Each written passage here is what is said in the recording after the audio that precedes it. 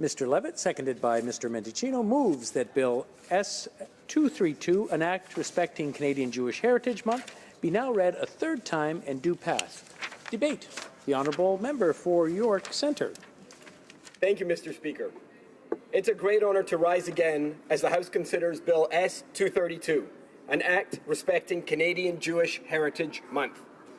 It's been an absolute privilege not just to be the sponsor of this bill, but to be part of and witness to the debate and discussion surrounding this bill in both the other place and in the House. I want to acknowledge Senator Linda Frum, who has partnered with me in introducing this bill, and the members for Thornhill and Esquimalt Saanich Sooke, who I've had the pleasure of working with to ensure strong multi-partisan support for this bill.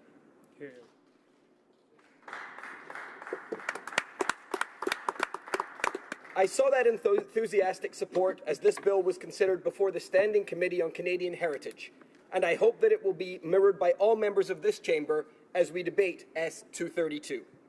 Mr. Speaker, I also want to take a moment to recognize the efforts of my friend and mentor, the Honourable Irwin Cotler, who originally introduced the substance of this bill as a motion in 2015. As I've said before, I want to designate my work on this bill in his honour.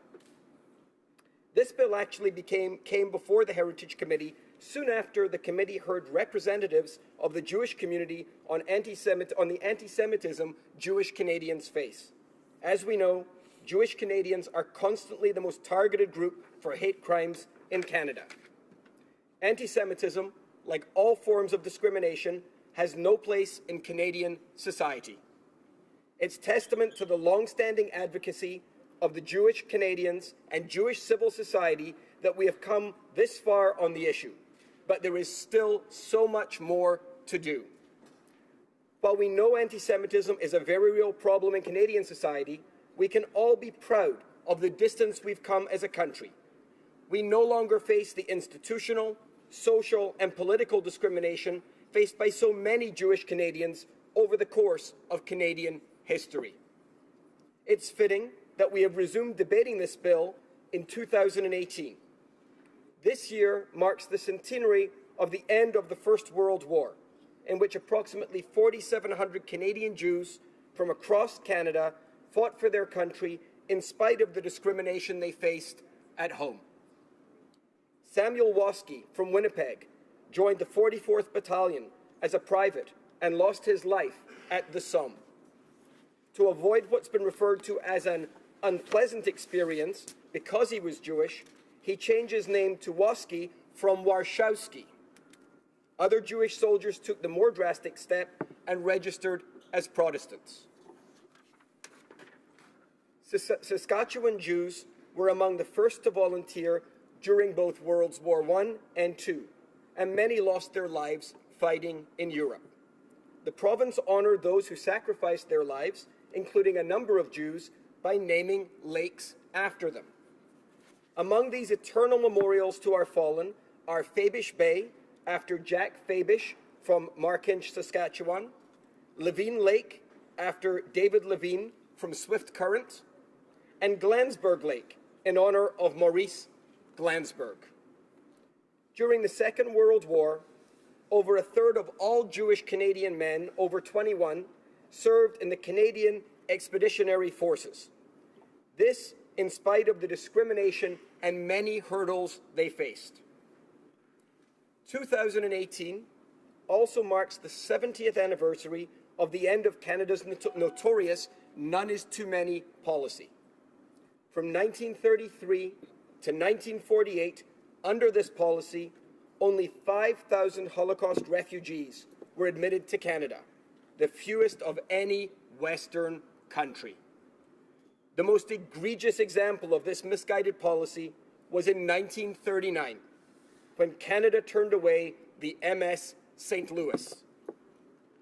Of the more than 900 Jewish refugees on board seeking sanctuary here in Canada and forced to return to Europe, 254 died in the Holocaust. We cannot turn away from this ugly truth and Canada's part in it. In 1949, however, Canada admitted 11,000 Jews, more than any other country except for Israel. Mr. Speaker, as Canadians, we must remember the lessons taught during this awful period. The stories of Holocaust survivors who came to Canada are our stories as Canadians. I am proud that my riding of York Centre became home to so many Holocaust survivors who emerged from the ashes of Europe to begin new, vibrant lives here in Canada. They helped inform and build modern Canada, the modern Canada that we are all so proud to represent. I want to highlight the success of the March of the Living, a two-week educational experience that takes hundreds of Canadian students each year to Poland and Israel. On Yom HaShoah, to mark Holocaust Remembrance Day, these students undertake a 3-kilometer march from Auschwitz to Birkenau, accompanied by a group of indomitable Holocaust survivors who serve as their guides. This May is the March of the Living's 30th anniversary. Over 12,000 high school students have taken part in this incredible program. I want to recognize the exceptional work of Rabbi Eli Rubinstein for his leadership in this initiative. March of the Living illustrates the importance of Holocaust education as an essential part of our Canadian Jewish heritage. Projects like March of the Living connect our past to our future, with older generations educating our future leaders. The March has 12 goals. Among them, to never allow for the unchecked rise of the menace of anti-Semitism, to never again allow any kind of discrimination directed by any individual or any group against any other to gain strength, and to inspire participants to commit to building a world of freedom, democracy, and justice, free of oppression and intolerance. March of the Living has benefited enormously from the selfless work of over 100 Holocaust survivors. Survivors like Max Eisen, Anita Eckstein, Esther Fairblom, Bill Gleed, and Pinchas Guder, to name but a few. They give their time and energy, but most importantly, they open themselves up to reliving their immense pain and suffering so that future generations can learn from their experiences. There is no replacement for the first-hand stories of Holocaust survivors. As their numbers dwindle, it is even more important that we hear and document these stories.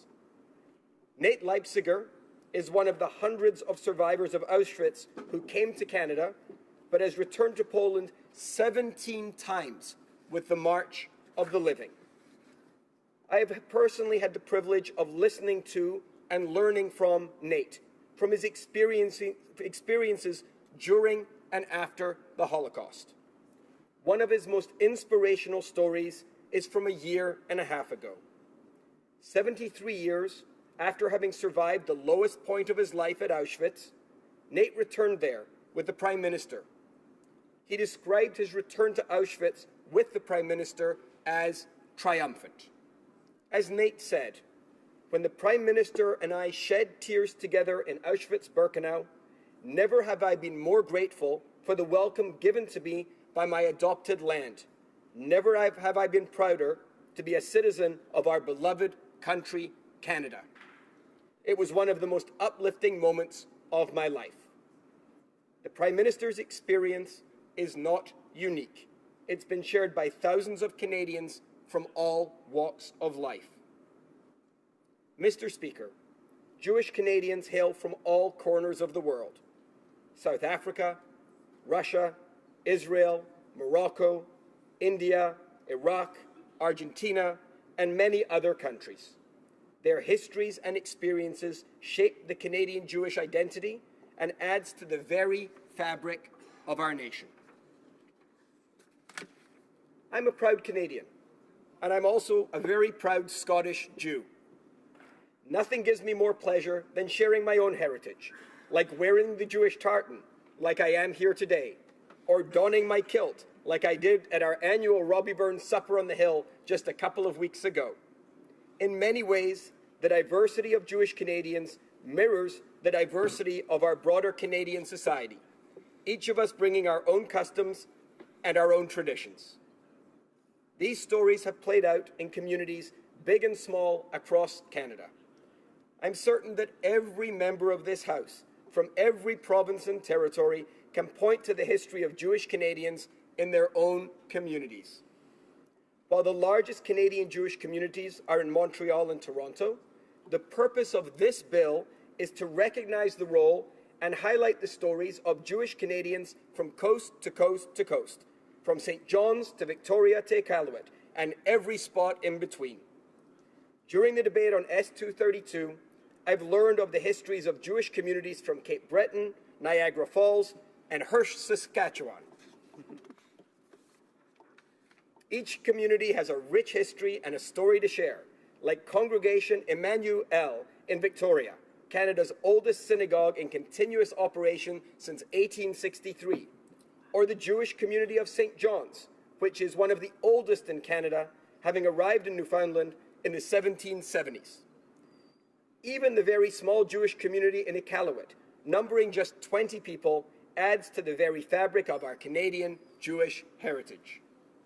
Mr. Speaker, the enactment of the Canadian Jewish Heritage Month will ensure that the historic and ongoing contribution of Jewish Canadians are recognized, shared, and celebrated across this great country for generations to come. By choosing May as Canadian Jewish Heritage Month, we will see what currently exists in the United States and Ontario expanded into a national celebration across our great country. As I close, I want to thank my colleagues for the support they've offered so far and encourage all of you to see this bill passed into law. Thank you very much. Bravo.